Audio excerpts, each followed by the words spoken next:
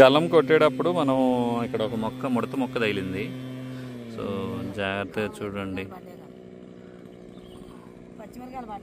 గలం కొట్టేటప్పుడు ఇలా ముడత మొక్క తగిలింది. సో ఎలా ఉందనేది మళ్ళీ పుల్ల కూడా కుట్టాను. సో ఎలా ఉందనేది కూడా మీకు చూపిస్తాను. ఈ ముడత మొక్క చూడండి జాగ్రత్తగా.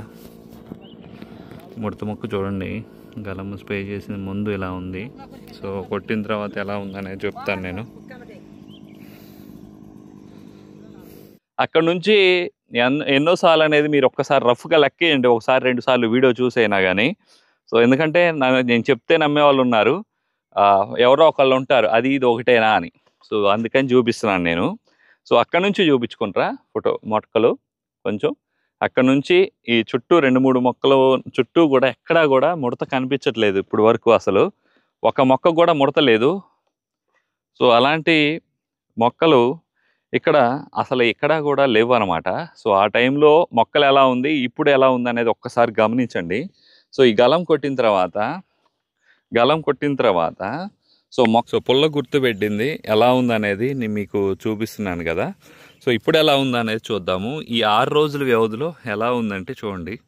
సో ఎంత ముడతను తిప్పిందో చూడండి. అసలు నిజంగా గలం అనేది అసలు ముడతను తిప్పేసి ఆకు వచ్చే ఎగురు చూడండి ఎలా ఉందో. సో వచ్చే ఎగురు అసలు ఈ 4 ఆకులు కింద ఆకులు కనుక ఇవి తీసేస్తే, సో ఈ ఆకులు ఇగోండి చూడండి, కింద ఆకులు చూడండి ఎట్లున్నాయో, పైకి దొప్పల్లాగా వచ్చేసినాయి, కింద చూడండి. సో కానీ ఇప్పుడు వచ్చే ఎగురు చూడండి, గలం కొట్టిన తర్వాత అసలు ఇక్కడ చూడండి వచ్చే ఎగురు, ఏ కొమ్మ చూసినా కానీ వచ్చే ఎగురు నీట్గా ఉంది. ఇదిగోండి ఈ ఆకులు ఏదైతే వచ్చినాయో ఇవన్నీ అసలు సకింగ్ చేయలేకపోతుంది పెస్ట్. మొత్తం కూడా గలం కొట్టాను, గలంతో పాటు బకీలు వేసుకోండి, చాలా బాగుంది రిజల్ట్ అయితే. సో ఎక్సలెంట్ అసలు.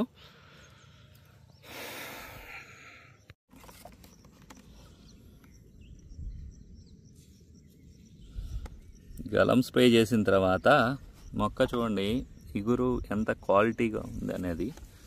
సో ఇంత ఎండ టైంలో కూడా ఎలా ఉందో చూడండి ఒక్కసారి. ఇగురు ఎంత క్వాలిటీగా వస్తుందో ఒక్కసారి గమనించండి.